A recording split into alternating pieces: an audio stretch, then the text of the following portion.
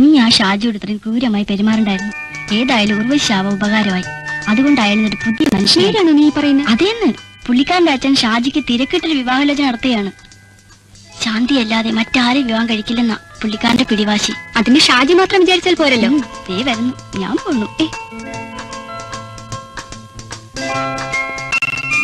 ഞാൻ ശാന്തിയോട് വളരെ ക്രൂരമായി പെരുമാറിയിട്ടുണ്ട്. Really I am sorry about it. ഞാൻ കാരണമാണ് ഷാജിയുടെ പഠിത്തം മുടങ്ങിയതെന്ന് എനിക്കറിയാം. അന്തസ്സുള്ള ഏതൊരു പെണ്ണും ചെയ്യുന്നതേ ശാന്തിയും ചെയ്തിട്ടുള്ളൂ. കുറ്റം മുഴുവൻ എന്റെ ഭാഗത്താണ്. ഞാൻ പോട്ടെ, സമയായി. അങ്ങനെയെങ്കിൽ പോയാലോ? ഞാൻ ശാന്തിയുടെ ചേട്ടനെ കാണാനായിട്ടിരിക്കുകയാണ്. ഞാൻ ഈ സംഭവങ്ങളൊന്നും ചേട്ടനോട് പറഞ്ഞിട്ടില്ല. ഈ സംഭവങ്ങളെ പറ്റി പറയാനൊന്നുമല്ല, എന്റെ ഭാവിയെ രൂപപ്പെടുത്തുന്ന ചില കാര്യങ്ങൾ എനിക്ക് ചേട്ടനുമായിട്ട് സംസാരിക്കാനുണ്ട്. ഞാൻ പോട്ടെ ഷാജി.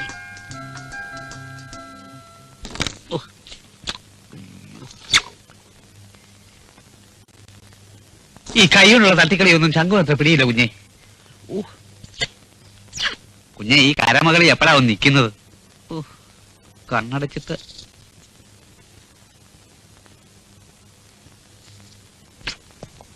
അയ്യോ കാലൻ.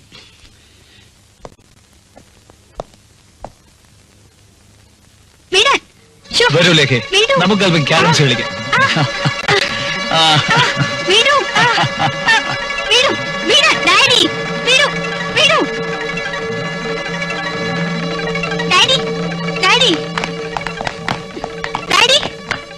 ഈ മനുഷ്യൻ ആരാണ്?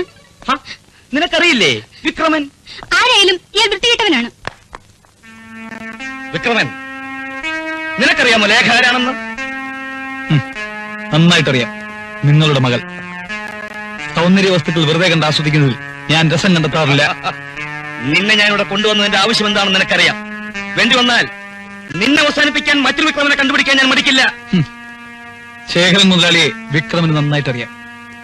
വിക്രമനെ മുതലാളിയും അറിയുന്നത് നന്ന്.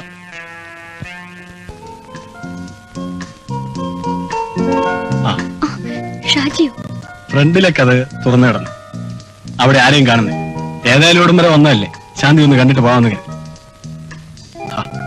സാമാന്യ മര്യാദയ്ക്ക് എന്നോട് ഇരിക്കാനെങ്കിലും പറഞ്ഞുകൂടെ? Thank U.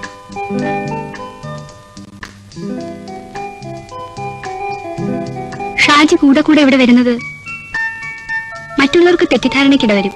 ഉപദ്രവിക്കണമെന്ന് കരുതിയല്ല, കാണണമെന്ന് തോന്നിയാൽ പിന്നെ ഞാനൊന്നും ആലോചിക്കാറില്ല. ഇങ്ങ് പോരും. എന്റെ സ്ഥിതി ഷാജിക്ക് അറിയാൻ പാടില്ല. എന്റെ കുഞ്ഞാലിക്ക ഒളിവിലാണ്. ചേട്ടനാണെങ്കിൽ പിടിച്ചേ അടങ്ങുന്ന വാശിയിലാണ്. എന്റെ ദുഃഖം ആരോട് പോയി പറയും? ശാന്തിയുടെ ദുഃഖം എനിക്ക് മനസ്സിലാവുന്നുണ്ട്. I can understand it. ഓരോരുത്തരുടെ വിധി ഓരോ വിധത്തിലല്ലേ. അപ്പോ ചേട്ടൻ എപ്പോഴാ വരിക? ചേട്ടൻ കുറച്ച് ലേറ്റായിട്ടേ വരൂ.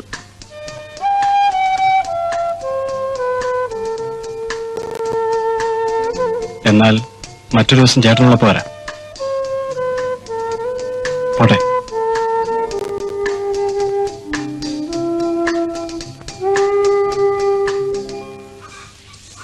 ഞാൻ പോട്ടെ അമ്മേ. മോനെ, ജോലി കഴിഞ്ഞോണ്ടേ മോനിഞ്ഞു പോരണം. ചുമ്മാ യൂണിയൻ മഴക്ക് നമുക്ക് വേണ്ട കേട്ടോ. എന്താ എന്ത് പറ്റി? ഞാൻ എന്നേക്കുമായി എന്റെ വീട് ഉപേക്ഷിച്ചു. ഇന്നു മുതൽ ഇതാണ് എന്റെ വീട്.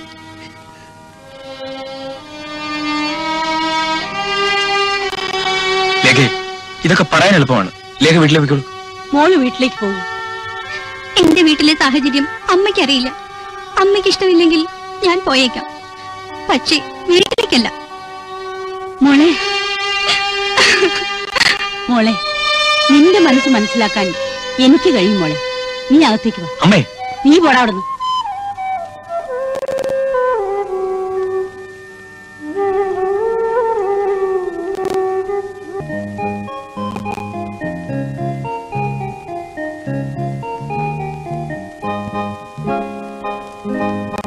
പണവും പ്രതാപവും നോക്കിയാണെങ്കിൽ നമ്മൾ തമ്മിൽ അടുക്കുകയില്ലായിരുന്നല്ലോ. അതുകൊണ്ടല്ല, ഇന്ന് വരെ നീ ജീവിച്ച ചുറ്റുപാടുകൾ നാളെ നിനക്ക് പൂർണ്ണമായും മറക്കേണ്ടി വരും. അന്ന് വിഷമമുണ്ടാകരുത്. ഒരു നിമിഷത്തിന്റെ ആവശ്യം കൊണ്ടൊന്നുമല്ല ഞാൻ സേതുവിനെ സ്നേഹിച്ചത്. എല്ലാം ആലോചിച്ചിട്ടാണ്. ഇന്നത്തെ ചുറ്റുപാടിൽ ഞാനും നിന്റെ അച്ഛനും ശത്രുക്കളാണ്. നീ എന്നെ വിവാഹം ചെയ്താൽ നാളെ അച്ഛനാണോ ഭർത്താവാണോ വലുതെന്ന് നിനക്ക് തീരുമാനിക്കേണ്ടതായി വന്നാൽ? അങ്ങനെയൊക്കെ ചിന്തിച്ചാൽ ഒരവസാനവും ഉണ്ടാവില്ല. പണത്തിന് മനുഷ്യനേക്കാൾ വില കൽപ്പിക്കുന്ന അച്ഛൻ, ധൂർത്തടിച്ച് ലക്ഷ്യമില്ലാതെ നടക്കുന്ന ചേട്ടൻ, ഒരാശ്വാസം അമ്മയായിരുന്നു. ആ അമ്മയെയും അച്ഛൻ കൊന്നു. ലേഖേ, അതെ, ഓർമ്മ തെളിഞ്ഞ കാലത്ത് ഞാൻ കണ്ണുകൾ കൊണ്ട് കണ്ടതാണ്. എന്നിട്ടും ഞാൻ ആ മനുഷ്യനെ ഡാഡിയെന്ന് വിളിച്ചു, സ്നേഹിച്ചു. പറഞ്ഞാൽ ഏറെ പറയാനുണ്ട്. ഇതൊന്നും എനിക്കറിയില്ലായിരുന്നു. ആർക്കും ഒന്നും അറിയില്ല. എല്ലാം ഓർത്ത് ആദ്യമൊക്കെ കരയുമായിരുന്നു. പിന്നീട് കണ്ണീര് വരാതായി. അതുകൊണ്ട് ഒന്നും ആരെയും അറിയിക്കാതെ ചിരിക്കാൻ പഠിച്ചു. നീ വിഷമിക്കട്ട, ഒന്നും ഉദ്ദേശിച്ചിട്ടല്ല, ഞാൻ ഇതൊക്കെ പറഞ്ഞുപോയി. വരൂ.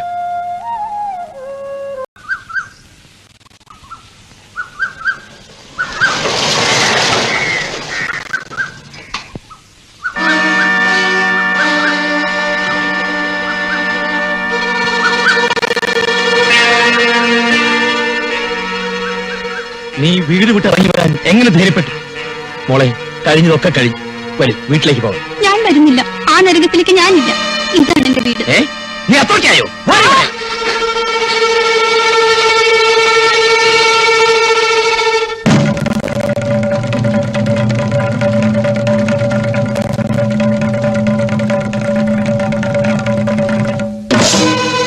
വിടറാവനെ.